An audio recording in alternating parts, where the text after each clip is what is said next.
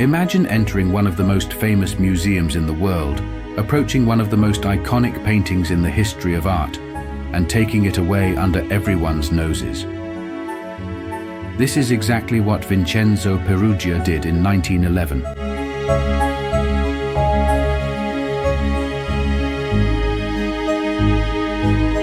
In the heart of Paris, the Louvre is one of the most famous museums in the world, home to timeless masterpieces. Among them, there's a painting everyone knows, the Mona Lisa, Leonardo da Vinci's enigmatic portrait. But on August 21st, 1911, something unbelievable happened. The Mona Lisa vanished. There were no explosions, no alarms. Simply, a man walked into the museum, took the painting, and left. That man was Vincenzo Peruggia, an Italian handyman. How did he pull off the heist of the century? And why did he do it? This is his story.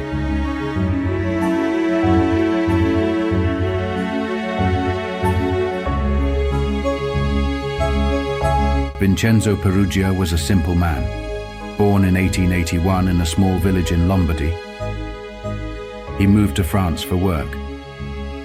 He was a house painter and occasionally did maintenance work at the Louvre. He had no criminal record, nor any extraordinary intelligence. But he had one conviction. He believed the Mona Lisa had been stolen by Napoleon during his campaigns in Italy, and that it rightfully belonged to Italy. This misguided sense of patriotism drove him to commit an act that would change his life and the history of art.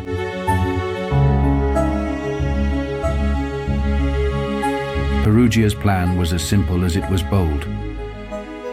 At the time, the Louvre had no modern security systems.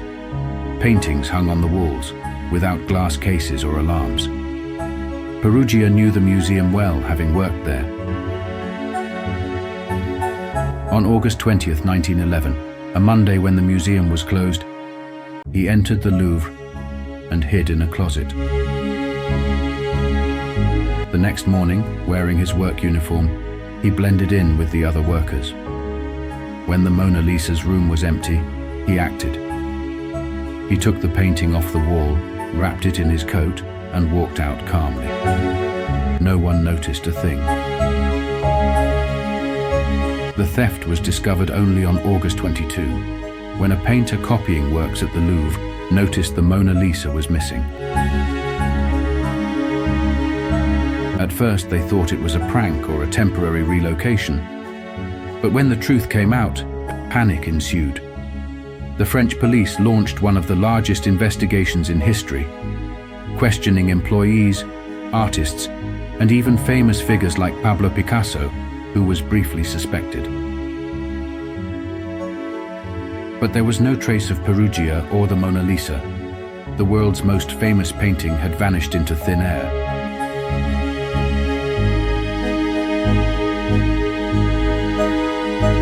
For 2 years, the Mona Lisa remained hidden.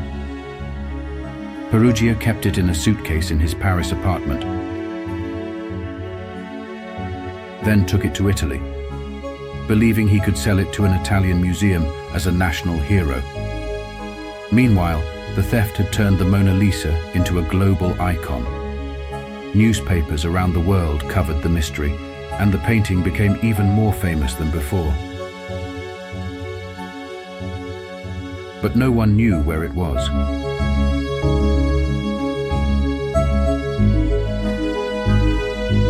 Until in 1913, Peruggia made the wrong move.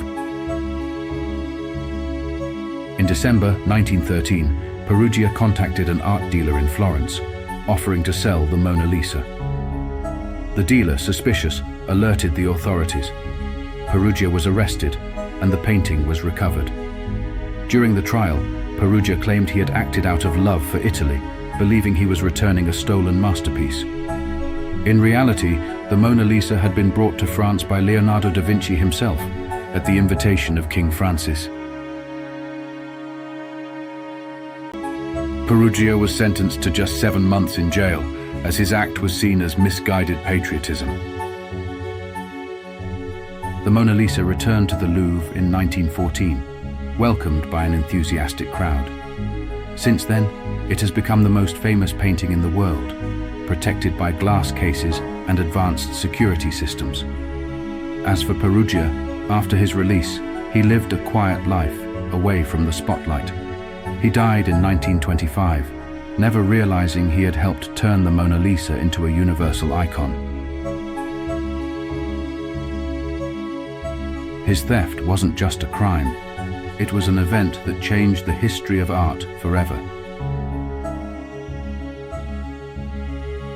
The story of Vincenzo Peruggia is a mix of audacity, naivety, and misguided patriotism. It reminds us how a seemingly small act can have immense consequences, and it makes us reflect on the power of art, because in the end, it's the Mona Lisa, with her enigmatic smile, who has the last laugh.